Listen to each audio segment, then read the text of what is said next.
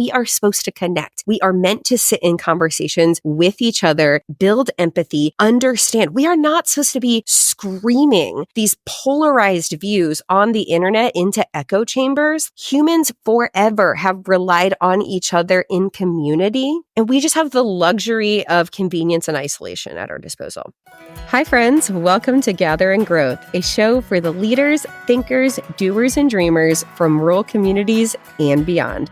I'm your host, Emily Reuschel. On this podcast, we defy expectations, bust through limiting beliefs, and ask the big questions to better understand this beautiful world and the people in it.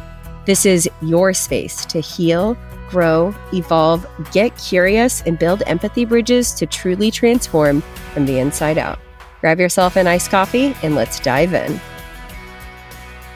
Hello and welcome back to Gather and Growth. It has been a hot minute since I have done a solo episode. Why? Because I'm having so much fun on this podcast, talking to incredibly interesting people with incredible life stories. And I have just been so excited about those conversations that I haven't even had the urge to really come on here and talk about me. Here we are. When I thought about what should I even talk about on a solo episode, I haven't done one of those in a minute. I'm like, I'm going to talk about everything. We're just going to catch up. This is going to be everything that's on my mind, what I'm up to this summer, what I am learning in real time, what I'm understanding, and just all the ways that my heart are on fire for life and this work that we get to do together and this big, beautiful world that we get to live in. So buckle up. This is going to be fun. I did jot down some notes in an outline so that maybe it kind of makes sense. It's 1:00 in the afternoon and I'm still drinking coffee, which is dangerous for me. I'm kind of a toddler when it comes to caffeine. Like I typically don't drink it afternoon because otherwise I'm awake all night. But I poured it a little later this morning after I went on my walk and I had a call with a conference who is bringing me out to speak in February. And then I had a mastermind that I'm a part of. And so it just happened a little bit later. And so we're still sipping and I have so much energy flowing through my body for a million different reasons, but also maybe it's a little bit the caffeine. So here we are. Cheers to you. If you are drinking your coffee, if you are on a walk, hallelujah. I love that for you. If you are driving in the car, girl, same. I have spent so much time in the car this summer. It seems whatever it is that you are doing, I am really honored that we are here together. I do not take it lightly that you take time out of your day and your life to spend some moments together and get to engage in the types of conversations we've had here. I have really come to appreciate and understand just how special this community of women is because of some things that have been going on, which we'll get into. Okay, first of all, what is new in the Reuschel house? It is summer. Summer is summering. We just passed the 4th of July, which I have like PTSD from being a teacher, being like, the 4th of July has passed. The school year is almost here. Take a deep breath. It is not almost here. Although I guess when this comes out 2 weeks from now, it will feel closer. But we are just soaking it all in and trying to do so without the unrealistic expectations in any direction. As moms, or even before I had kids, it was like this massive pressure to maximize summer and do all of the things and like make it as special and memorable and wonderful as possible. And don't get me wrong, we have done some very special and memorable things. We have had so many backyard campfires. I talked about this in a podcast episode. We went down to Kentucky. I took my kids to summer camp, but mostly I am just trying to find the joy in the everyday and not get trapped in the, I'm not doing enough, I'm not doing enough, I'm not doing enough. And I know that someone who's listening, maybe it's you, is nodding your head of, oh my gosh, I feel that. And I have spent a lot of years in that space, feeling like I'm not doing enough with my kids or not doing enough at work or I'm not making enough traction on this project. And recently, one of my mentors told me, Emily, your goals don't have an expiration date. In fact, the harder you grind, the more stress you put on it, the more you freak out about what's getting done or not getting done, the worse it's going to feel and the longer it's going to take. Let it be. Let it be enough. Take steps every day to get you closer to where you want to be. Be fully present in your work and be fully present with your kids and let go of the unrealistic expectations for what may or may not get done in a week, in a month, in a summer. because that's how we really enjoy the summer or our work or the year or our life, is all of those moments in between. Sure, going to camp was so fun. Going swimming, great. One of my favorite things, but it's all of those minutes in between the big fun things that actually dictate the way that our house feels and the way that we will look back on these summers and reflect. I remember the summer I was launching this podcast, I was doing so many projects at once, and they all felt incredibly high stakes. Launching the podcast, launching my website, rebranding UDU82, my habit challenge, facilitating masterminds, doing one-on-one coaching, while also, having, gosh, how old were my kids then? 5 and 3. I got to the end of it and I'm like, I did not even enjoy any of this. I'm so overwhelmed.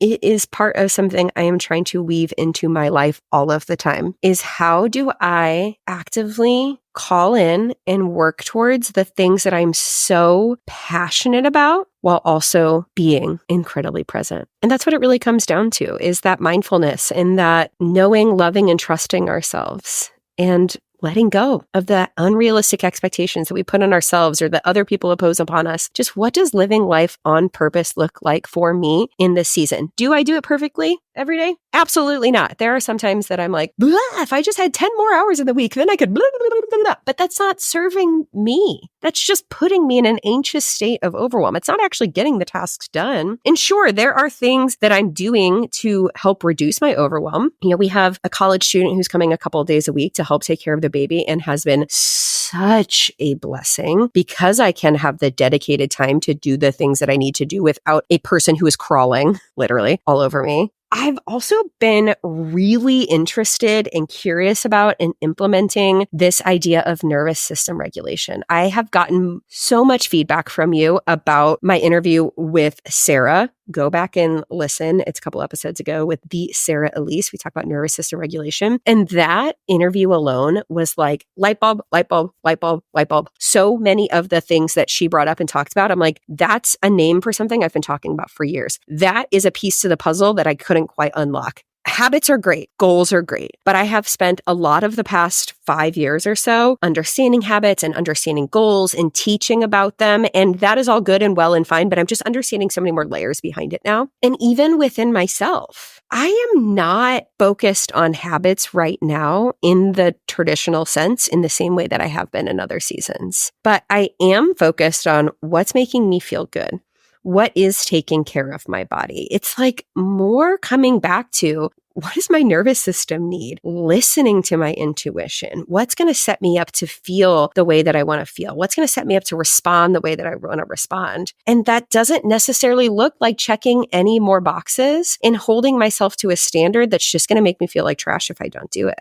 A couple of weeks ago, I had signed up to run a half marathon and I was really excited about it. I've done it in the past. It feels so good. I love training, but this time around, I just didn't. It felt like a chore. It felt like a slog. I felt like I had to do it. And sure, I'd get to the end and I'd be like, yeah, that was pretty good. But my intention going into the run was never, oh my God, I'm so excited to do this. And then I felt a lot of shame around that. Like, I've done this before. I've loved it before. Why is this so freaking hard? And it put me into this shame spiral. And I got to the point, we were a couple weeks out and I'm like, I'm going to cut back to the 10K, right? Because the month before that had been just crazy. We did not have childcare. I was trying to do all of these things for work. My husband was trying to do all these things for work. And we were literally hop-potating our kids back and forth. And like the time that I had to myself was literally just for the things that were physically on my calendar. Could I have white knuckled and made more time for training? Yes. Did it make sense for our family? Honestly, not really. And it just didn't feel important. And so we get a few weeks out from the half marathon. I'm like, you know what? I'm going to run a 10K and it's going to be fine. We get to the week of and I'm like, I actually think that I want to run a 5K. And then my friend Kylie and I were going to run together and she had decided to move to a different race because it had a medal and the one that we were signing up for did not, which is also a major bummer. Why host a half marathon without a medal? And it was like 4 or 5 hours away. It would have required basically a weekend trip for our family. And Andrew's like, I love you and I will support you and we will do this if you want to, but like, we don't need to drive across the state for you to run a 5K. If you want to make a big deal out of running a 5K, we can take the kids outside and we can make signs and you can run a 5K. And I'm like, that feels ludicrous. I can run a 5K any day. And I also just haven't been. So that's not even going to feel fun. That's the thing, is even the day before the half marathon, I knew I physically could make my body run a half marathon tomorrow. Like, I mentally know, mind over matter, like Running has taught me that I am capable of more things than I have ever known. I have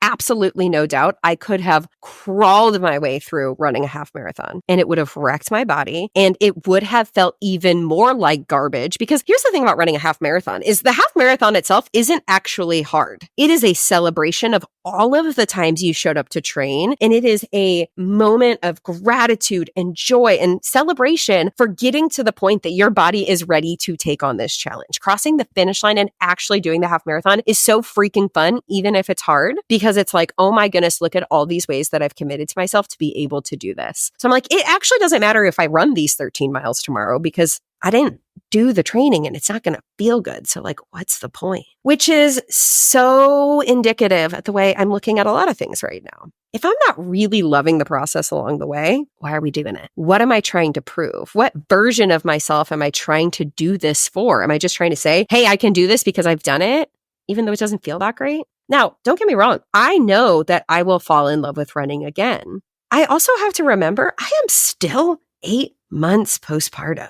It's okay if I'm not running a half marathon. And in fact, the idea of running a half marathon doesn't even have the dopamine attached to it that it used to. That was the coolest thing about running it because I was like, I've never done this before. Oh my gosh, I can't believe my body did that. But like, this doesn't have the same thing. Will I do one this fall? Maybe. But Andrew and I are also talking about going to run a half marathon like in the mountains. That sounds fun because it sounds hard and like I've never done it before. And it's going to be really pretty and it's going to be totally different. So that sounds exciting. Like, why not follow that joy? Which also leads me to another point. I have been feeling incredibly called lately to be outside, like in the forest with my feet in the grass. Our house sits on 40 acres. We have like a little creek and some trees. But the number of times that I have just been inside the house all day long, other than going on my walk, no.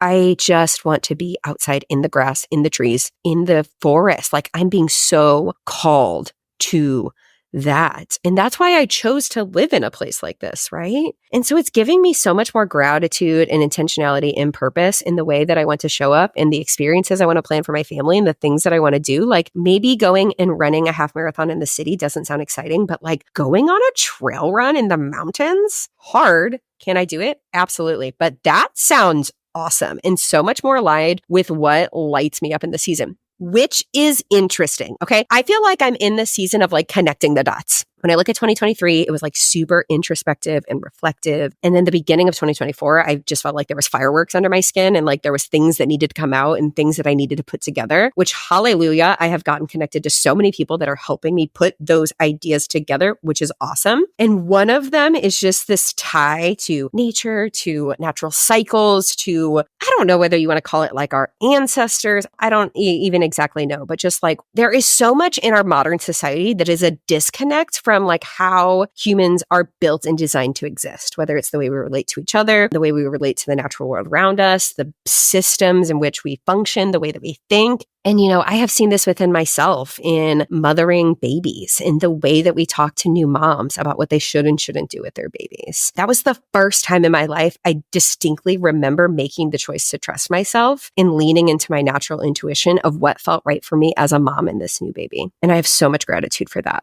I've been getting Instagram ads left and right about books and then immediately buying them, which is really funny. I have been like out of the reading personal development E-type books for a while since my whole like I need to read fiction books and stop overthinking things and that realization in therapy. That's like a podcast episode from a really long time ago. And don't get me wrong, I still love my fairy smut and my fantasy stories, but I've just been like questing for knowledge and so curious in putting things together. And again, this like natural theme keeps reoccurring and showing itself. And this is why it's hilarious. Because right out of college, towards the end and like in my early approaching classroom teacher era, I was obsessed with this idea of the natural world, like the works of Richard Louv, like The Last Child in the Woods, Vitamin N, and just like how being disconnected from nature is really affecting us and especially our kids and what that looks like. I had worked at a school that had like a super nature focus at the time. I was pursuing these like different certifications or trainings around what it looked like to integrate nature-based systems in the classroom. And it's just so funny how we rediscover these things in life that we already knew before we decided we need to be like fancy career people. The other example of this is I have been so excited on the podcast to start bringing in these new ideas and these new perspectives because I'm like, going back to how people are supposed to be, like we are supposed to connect. We are meant to sit in conversations with each other, build empathy, understand. We are not supposed to be screaming these polarized views on the internet into echo chambers. Humans forever have relied on each other in community, and we just have the luxury of convenience and isolation at our disposal. I'm so jazzed on the podcast to bring in these new perspectives and new ideas because we are all humans who are shaped by the way that we have experienced the world up until this point, whether it's our parents, our communities, our faith systems, our education, our demographic, our geographic location, which is so cool, right? That's what makes us special. But it's really easy to like other people who were raised in different environments and to look at them and be like, oh, they are different and different is bad and different is evil and I am right and they are wrong and we are not the same. We are people. And I'm love bringing new conversations onto the podcast to give us that opportunity. Because in the places like where I live, there's like 42 people here. I don't have a lot of access to people who are massively different than me in my immediate proximity. Thank goodness for the blessing of the internet in this podcasting to be able to bring that. Here's where this is also interesting. My senior research thesis when I was in college, I was part of the education department. I have a degree in elementary education. And so we had to do this project where we did real live research in the classroom. And most people are doing like teaching math strategies or what kind of thing is most effective in teaching reading or behavior management or I don't know, just very, I guess I would say stereotypical teacher classroom content curriculum type things. And my senior research project was the impact or the benefit of incorporating multicultural literacy resources into elementary school classrooms, specifically in rural communities. This is before I ever met my husband. This is before I ever anticipated that I would live on a farm. And there actually wasn't enough data around the rural piece of it for me to actually write about that in my paper. But the few pieces of it that I was able to pull were so fascinating. And I was able to bring in, I had this like small group of, I don't know, maybe 5 to 10 students. And I worked with them a couple of times a week. And I pulled in all of these resources from the library and literature that I had collected when I studied abroad. The souvenir that I collected, actually, there was 2 things. One, shot glasses, because they're small and they're easy. And that was, the thing when it's 2011 and you drink so many nights a week. But besides that was children's books in other languages or about other countries. And so I'd bring in these books and I would create this discussion around what we were seeing or what we couldn't understand because it was in a different language and like based on what's presented in front of us. What do we imagine the characters are going through? And so I had all of these different content and curriculum pieces built around it, but I did this like pre-survey and post-assessment type thing on what was the impact on these kids' perception of the world and themselves and other people after a couple of months of being a part of this. And it was so cool. I literally did my senior research thesis about it. And so here I am now. I don't even know how many years later. How long have I been out of college? 10, 20, 15? Whatever. I graduated in 2012. That wasn't that long ago. 12 years ago. Okay, here we go. Now getting really excited about what it looks like to bring different perspectives to my corner of the world. It asks such a bigger question of like, who were you before the world taught you to be otherwise? And I think that can be a really hard question to answer, especially if you're the type of person who identifies having been in survival mode for any amount of your childhood or adolescence. People who, like me, felt like there were masks and layers that they had to put on in order to keep themselves emotionally safe at home, at school, at church, in their friend groups. It's hard to even go back and look, people are like, what did you like to do when you were a little girl? And it's like, I don't even remember. Because for as long as I can remember, I've been fundamentally changing pieces of myself to make myself more palatable.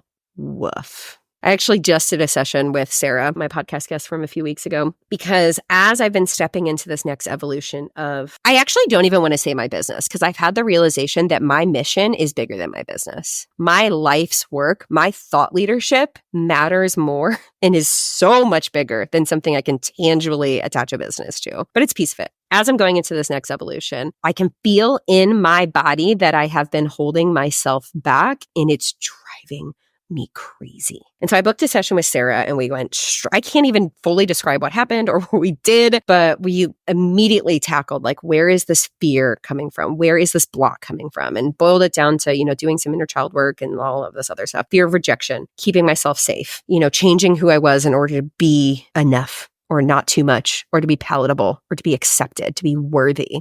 That cuts deep. And I know it cuts deep because I know that so many women in this community have their own version of shit like that, of things that are so deep within us that still dictate the things that we do or don't do. And whether it's even a conscious thought, it is so down in there. And so when I look at the past month or several months of my life, it has been doing deep inner work. A lot of us have these missions, these goals, this purpose on our heart.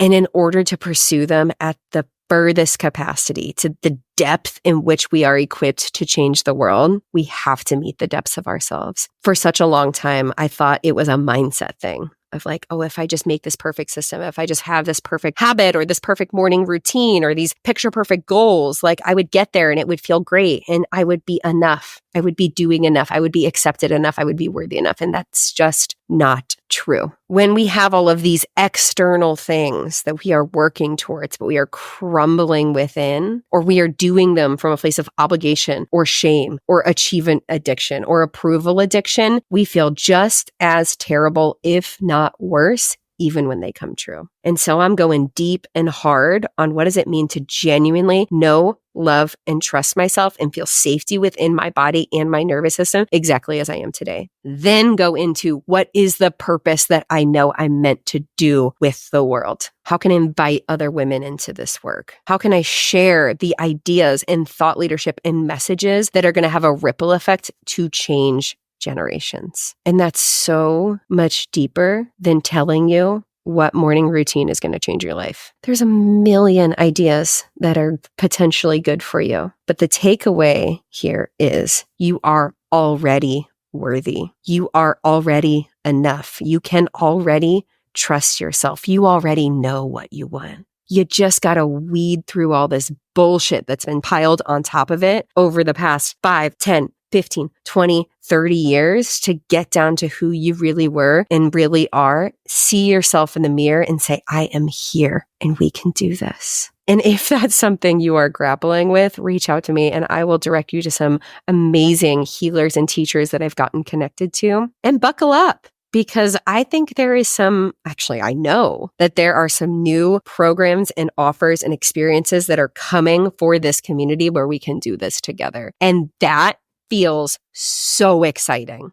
Full circle moment. What have I been working on? Yeah, some new programs and some offers, and also not working so hard to figure it out. I've been digging back into my human design. I had kind of been spiraling out of trying to reverse engineer, like, what's the person, what's the offer, what's the content? Come to find out, that's actually what makes me weigh in my head and not do my best work. It is put the thing out there, respond to the need. So there's some new stuff coming based on needs that I'm seeing, and I'm really excited to show it to you. I am in the middle of a full podcast / personal brand rebrand, relaunch, thing. Everything that I've created that you see and hear resonated deeply 2 years ago. And I have just changed a lot, as have you. We all have. We've changed together. And so I am ready for visuals and words that really share where we are at here now together. I just got my first round of visuals back last night and I'm so stinking excited. So just a lot of behind the scenes stuff. Like, gosh, updating a website,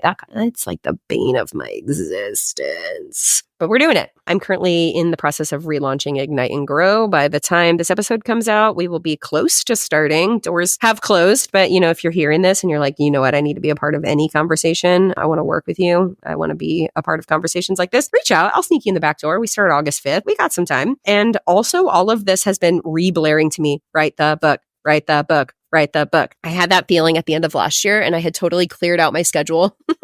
in January to start working on that, and then my house flooded. LOL.